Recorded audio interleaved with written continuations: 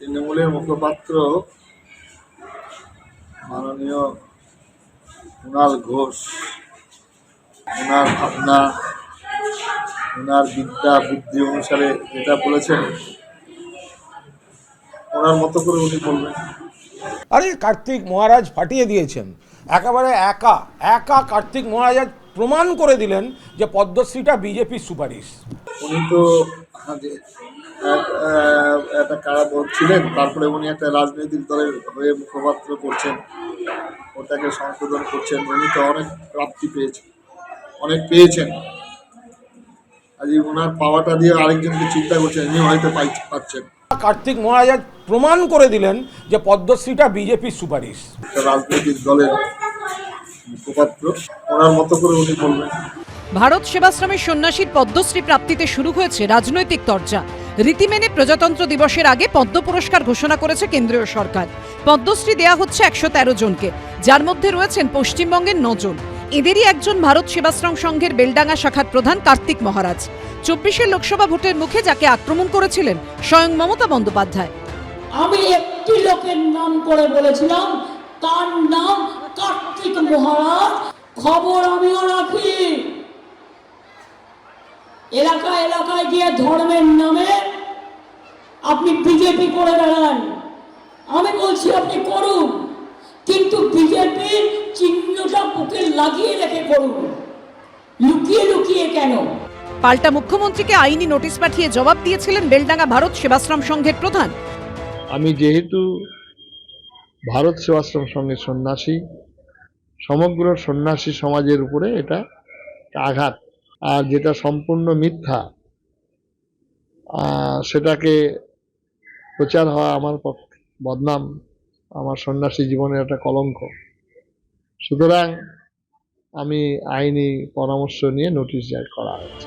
এমনকি বাংলাদেশে হিন্দু নিপীড়নের প্রতিবাদেও গর্জে উঠেছেন কার্তিক মহারাজ। বেলডাঙ্গা ভারত সেবাশ্রম সংঘের প্রধান সেই কার্তিক মহারাজকেই এবার পদ্মশ্রী পুরস্কার দিতে চলেছে মোদী সরকার।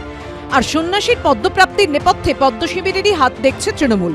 কটাক্ষ করতে গিয়ে বলিউডের প্রাক্তন অভিনেত্রী মমতা কুলকার্নির সন্ন্যাস গ্রহণের প্রসঙ্গও টেনেছেন কুণাল ঘোষ। কার্তিক মহারাজ ফাটিয়ে দিয়েছেন, একেবারে একা একা কার্তিক মহারাজ আজ প্রমাণ করে দিলেন যে পদ্মশ্রীটা বিজেপির সুপারিশ।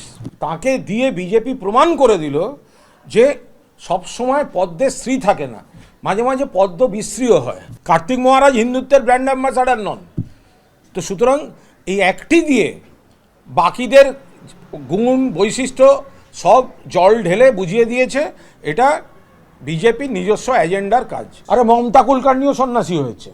কুণালের কটাক্ষের জবাব দিয়েছেন কার্তিক মহারাজ। একটা রাজনৈতিক দলের মুখপাত্র,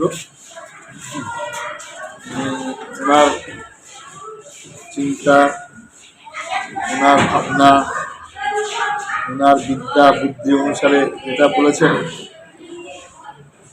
ওনার মতো করে উনি বলবেন। উনি তো একটা কারাবরণ ছিলেন, তারপরে উনি একটা রাজনৈতিক দলের হয়ে মুখপাত্র করছেন। উনি তো অনেক প্রাপ্তি পেয়েছেন, অনেক পেয়েছেন। আজ ওনার পাওয়াটা দিয়ে আরেকজনকে চিন্তা করছেন। এই সরকার ক্ষমতায় আসার পর থেকে এই পদ্ম পুরস্কারটাকেও পলিটিসাইজেশন করা হচ্ছে, রাজনীতিকরণ হচ্ছে। কাছের লোক পাবে যারা এই ভাবাদর্শে, আরএসএস এর ভাবাদর্শে, বিজেপির ভাবাদর্শে বিশ্বাস করে, তাদের জন্য পুরস্কার। পাল্টা যুক্তি দিয়েছে বিজেপি। কার্তিক মহারাজ শুধুমাত্র একজন আধ্যাত্মিক নেতা নন, 13টা বিদ্যালয় তৈরি করেছেন। কার্তিক মহারাজ বেলডাঙ্গাতে, মুর্শিদাবাদের সাধারণ গরিব মানুষের জন্য সরকার যে চিকিৎসা দিতে পারে না, সেই চিকিৎসার জন্য সেখানে হসপিটাল তৈরি করেছেন।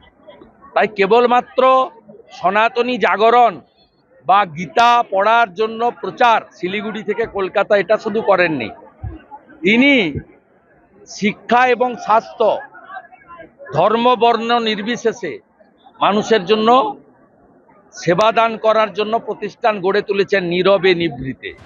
এবার পদ্মশ্রী প্রাপ্তি নিয়েও বঙ্গে জোর কদমে শুরু হয়েছে রাজনৈতিক চর্চা। রাজীব চৌধুরী, অনির্বাণ বিশ্বাসের রিপোর্ট, এবিপি আনন্দ।